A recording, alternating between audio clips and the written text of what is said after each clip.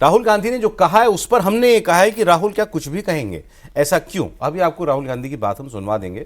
Sir, आज कुछ नई बातें, नए एलिमेंट जोड़े हैं उन्होंने अपनी बात में। आर्थिक सुनामी आ रही है, ये भी वो पहले बोल चुके हैं। प्रधानमंत्री मोदी 1 साल के बाद प्रधानमंत्री नहीं रहेंगे, ये भी वो बोल चुके हैं। इसके बीच में कुछ नया बोला है।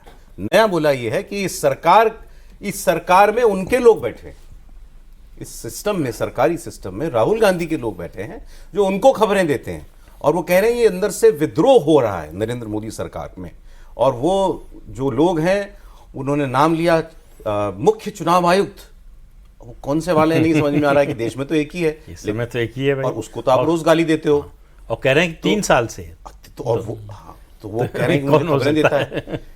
चीफ ऑफ इंटेलिजेंस, मानता हूं, चलो आईबी चीफ के लिए कह रहे होंगे, रॉ का भी चीफ दे रहा हो तो फिर तो बहुत ही बड़ी बात हो जाएगी। इंटरनल है तो आईबी चीफ, तो आईबी का चीफ उनको खबरें दे रहा है।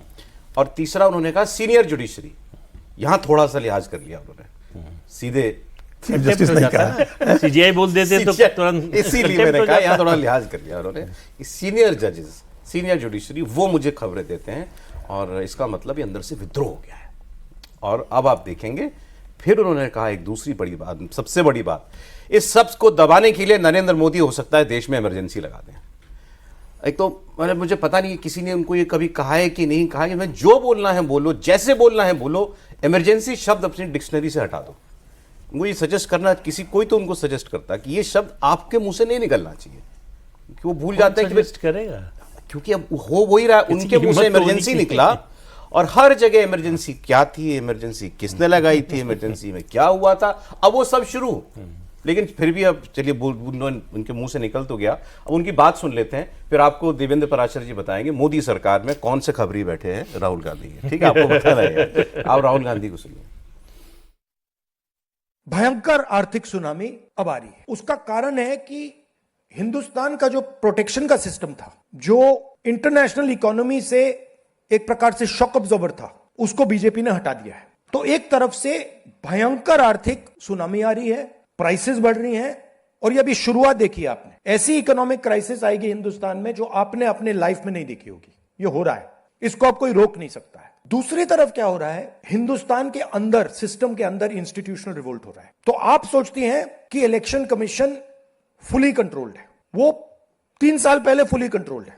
चीफ इलेक्शन कमिश्नर के मैसेजेस मेरे पास आ रहे हैं, head of intelligence system, senior judiciary, सारों के सारे रिवोल्ट कर रहे हैं, इंफॉर्मेशन दे रहे हैं हमें।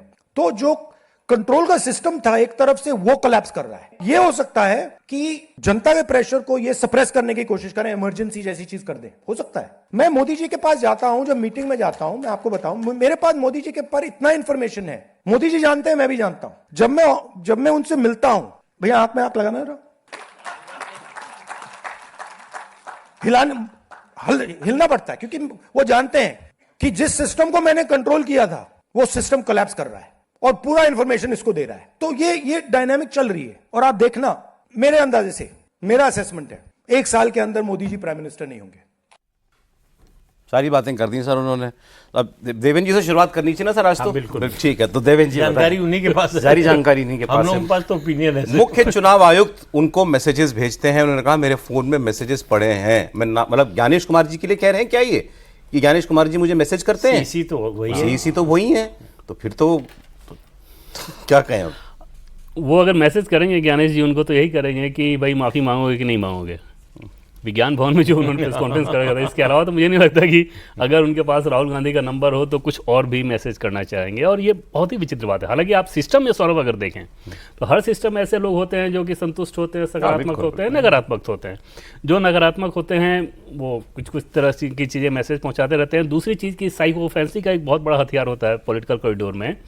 सर ये पता चला है, अब या तो लोग राहुल गांधी के मजे ले रहे हैं या राहुल गांधी खुद के अपने मजे ले रहे हैं।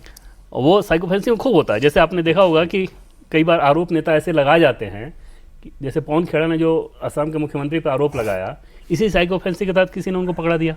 साहब ये पता चला है, ये पता चला है, ये पता चला है। किसी ऑफिसर का नाम ऐसा तो है नहीं किसी बच्चे ने उनको दिया होगा, तो किसी हवाले के तहत कर दिया गया, उन्होंने कर दिया। बाद में जब एफआईआर हुआ तब समझ में आता है। तो राहुल गांधी के केस में अगर आप देखें तो सीसी वाले मामले में तो आप एकदम से मतलब क्या कहें कि वो इसके बाद मेरी इस मसले पे सीसी से बात नहीं हुई। मैं ये जरूर पूछना चाहूंगा कि इस कमेंट के बाद आपको कैसा लगा था? और सीरियस नोट जो आपने कहा कि हाँ सिस्टम में दोनों तरफ के लोग होते हैं, ब्यूरोक्रेसी में होंगे, ऐसे लोग हो सकते हैं जो उनके साथ होते हैं। संपर्क में होंगे, बिल्कुल हाँ। होंगे, उसमें वो हैरानी मुझे भी नहीं हुई।